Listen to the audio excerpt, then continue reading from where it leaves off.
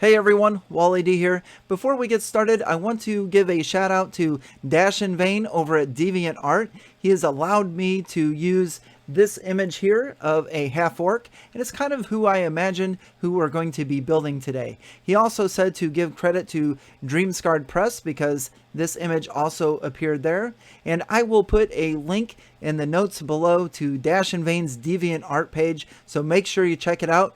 And thanks again to him for allowing me to use this picture, who I believe to be Keflark, the Half-Orc RuneGuard Fighter. Also, if you'd like to follow along today or after we're done, in the notes below you'll find a PDF of our level 3 fighter that we're going to be building today. Let's get this show started.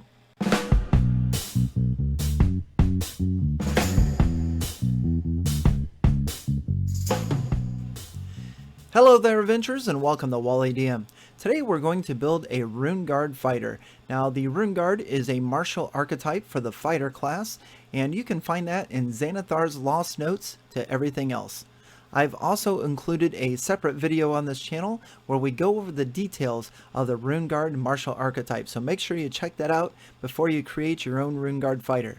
But with that being said, let's get started. Today I'd like to introduce you to Keflark, the Half-Orc RuneGuard Fighter.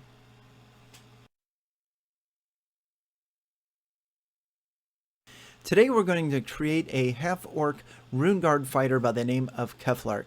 Now Keflark was orphaned at about 2 or 3 years old, and an old adventurer, an old fighter by the name of Zark, took it upon himself to adopt the young Half-Orc. And he took him home and raised him as his own, and Zark taught Keflark how to defend himself and how to fight, and Keflark became very proficient with the longsword as his weapon of choice, and proficient with armor such as his chainmail and shield, pretty much copying the fighting style of his adopted father. Now when the two of them weren't training to become a fighter, Keflark also had an older adoptive sister by the name of Aletha. And Aletha was very much into books. She was very intelligent, and she liked to do a lot of studying. So this is where, when we get in the character creation process of Keflark, this is where the sage background of our fighter is going to come in. And so throughout his childhood, Keflark and Aletha read a lot of books together. They did a lot of studying together, and they even went on very small adventures to add more books to the library that they started to create. Well, some of Keflark's favorite books to read detailed about ancient runes and magical writings and things of that nature. And it's the love of these types of books and the magical runes and the ancient writings and stuff like that that got Keflark interested in runes, and that is what leads him to become a RuneGuard fighter. So at this point in Keflark's life, Zark is an old man, not able to do much. He's passed on all of his knowledge about fighting to his adoptive son Keflark, and now Keflark is ready to go out and adventure in the world. And through these adventures, he's hoping to find as many books as he can. And in fact, during short and long rests, you'll find him bringing out his spectacles, putting his glasses on, and sitting there reading. And he's always wanting to obtain more knowledge and to make himself more intelligent and become smarter. Now, while our Half-Orc fighter is going to be a tank on the battlefield, he still has that overwhelming desire to continually learn and to keep gathering knowledge. So when it comes to finding books or ancient scrolls that he can read and stuff, he's going to put them first a lot of the times. He's going to make decisions based on his desire to obtain more knowledge than making the right decision from time to time. And in fact, his overwhelming goal in life right now as a young Half-Orc RuneGuard fighter is to simply find more books, read them, and then bring them back and share them with his sister Aletha and build upon the library that they are building. So that's our backstory for Keflark. And this is the RuneGuard Fighter, again in Xanathar's Lost Notes to everything else. I also have another video on this channel that details the RuneGuard Fighter And I highly encourage you to take a look at that if you would like to build your own RuneGuard Fighter, because all the details you're going to need are in that video. So with all that being said, let's create a character. This is going to be Keflark, our Half-Orc RuneGuard Fighter.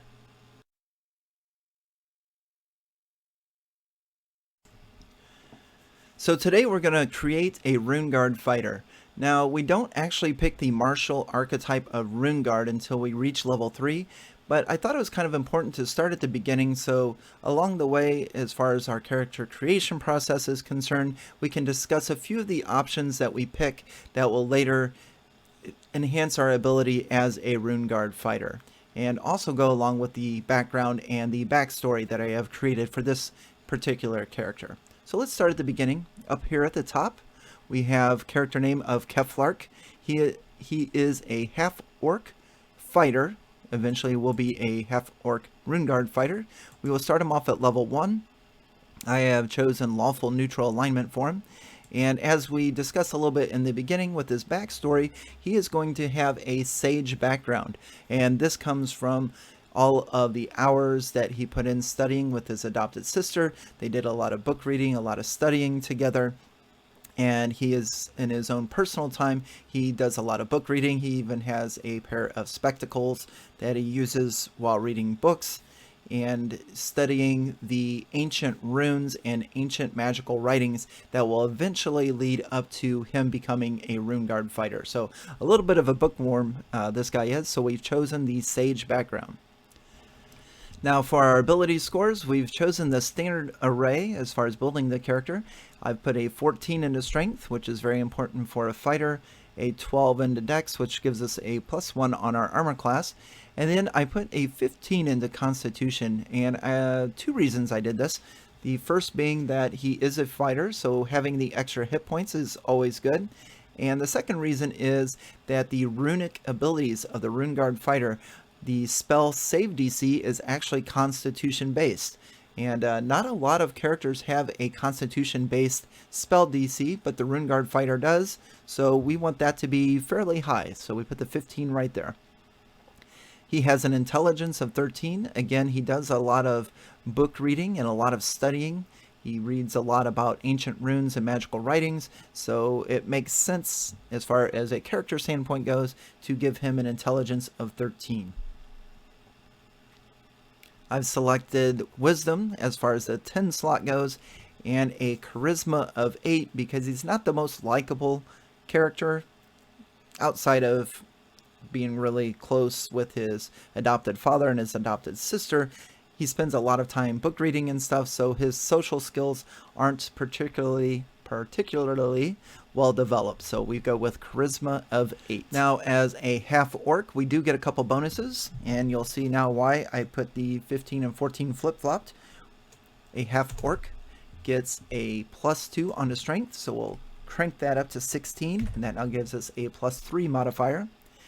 And our constitution as a half-orc gets a +1, so that also goes up to 16, and that also is now a +3 modifier. Half-orcs have a speed of 30, and half-orcs also have dark vision, and that is 60 feet.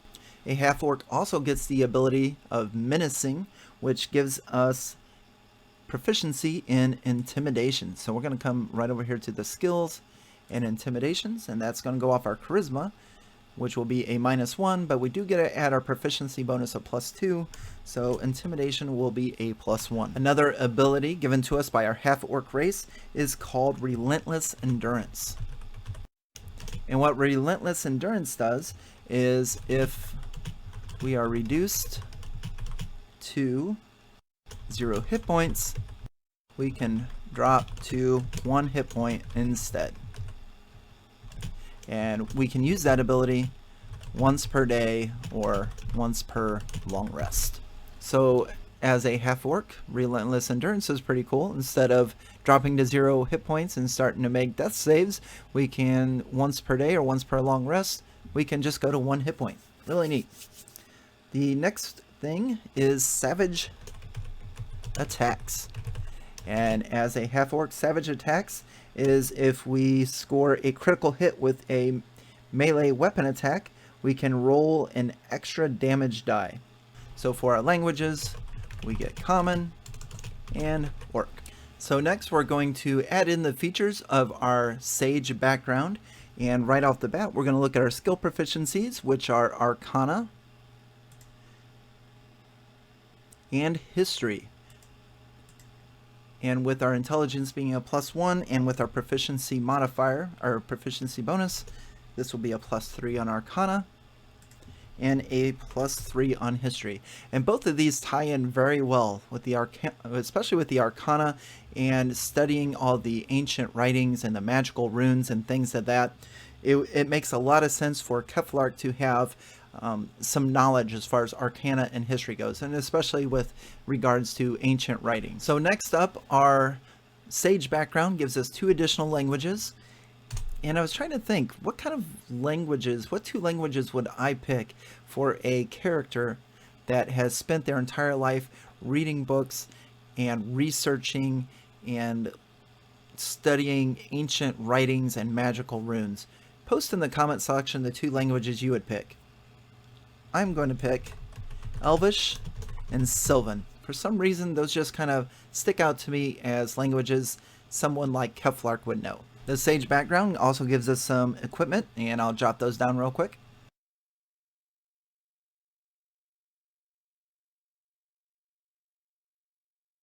So a bottle of black ink, a quill, small knife, and in the book it says that a letter from a dead colleague posting a question I've not yet been able to answer.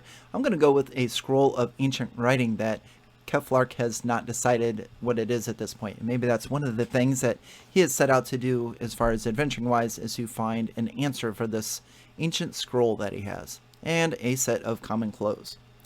Now, the next step, it says to pick a Sage background specialty. And out of the 8, I am going to pick Researcher, because again, he has just done a lot of studying, a lot of book reading, pretty much his entire life.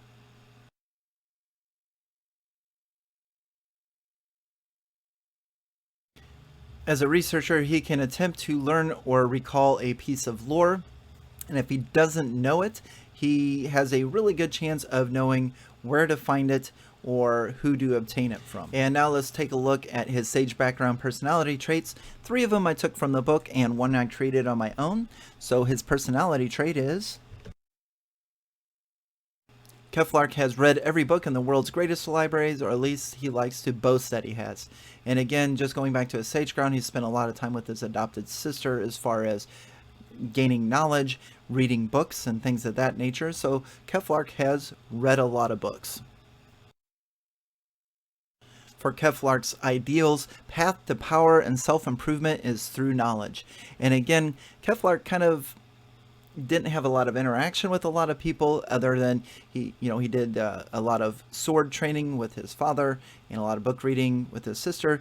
Other than that, he really didn't go out and see the world. He kind of buried himself into his books. So he feels that the power to better yourself is through learning more. As far as a bond goes, this one wasn't in the book, but going off of his background, Keflark kind of has a want and a need and a desire to seek out, read, and collect as many books as he can, and then take them back to his hometown and add them to the library that he and his sister manage or protect. So he likes to, anytime they come across books, he's going to be putting a few in his backpack, and probably on short and long rests, he'll be sitting there thumbing through them and reading them, because he's always on this quest to gain more knowledge. And finally, Keflark is easily distracted by the promise of information, so he may not make the best decisions with regards to safety or the benefit of the party if he is promised some kind of a knowledge or information that intrigues him. Okay, so that wraps up our race and our background. Now it's time to add in the features of being a fighter. And our first one will be hit points. So if we come back up here, our current hit points are 10 plus our Constitution modifier. Since we have a +3 on Constitution, we will start off with 13 hit points. Let's go ahead and fill in our initiative up here while we're at it, which is a +1 for our dex. And then it says we are proficient in all armor and shield. While he's proficient in all weapons, I'm going with his backstory that he was trained to fight by his adopted father, and the preferred weapon that they used was the long sword. We'll just call it a sword here. So our long sword, and with his proficiency bonus and his strength, we'll get a +5 to attack and 1d8 +3 of slashing damage. I have chosen for Keflark to have a chainmail and a shield.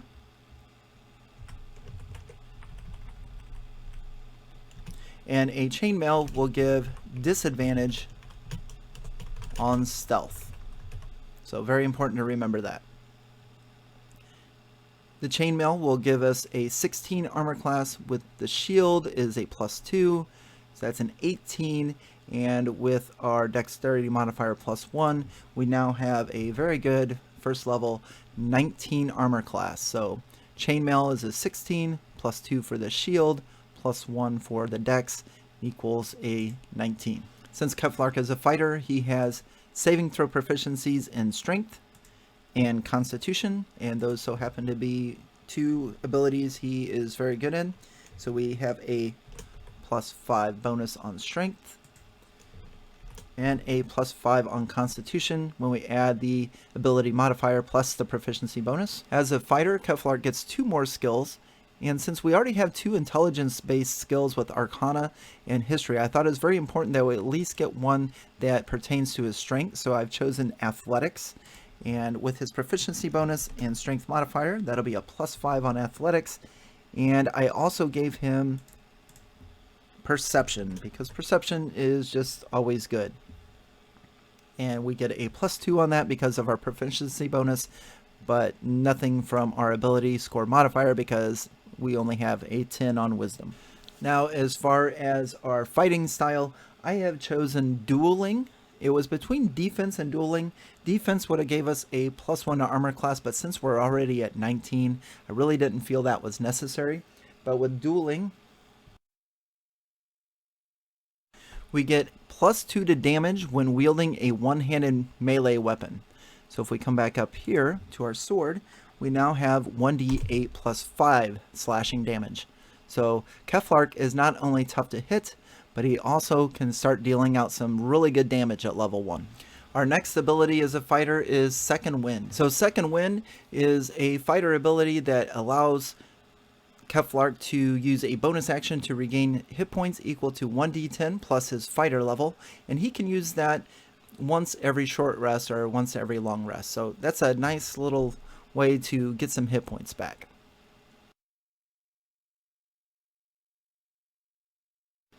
So Keflark is advanced to level 2. Just a couple modifications. Let's just go ahead and go through those real quick. Starting here at the top, he is now a RuneGuard Fighter level 2.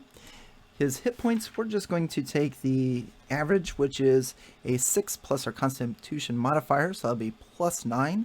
So his hit points at level 2 is 22. He is now a 2-hit die character. And the only other thing that changes for a fighter at second level is he gets another ability. And this ability is called Action Surge. So what Action Surge does is it allows our fighter to get 1 additional action on his turn.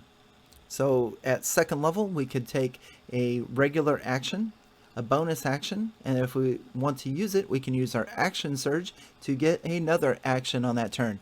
Now we can only use this once before, and then we have to finish a long or short rest before we get the Action Surge to be used again.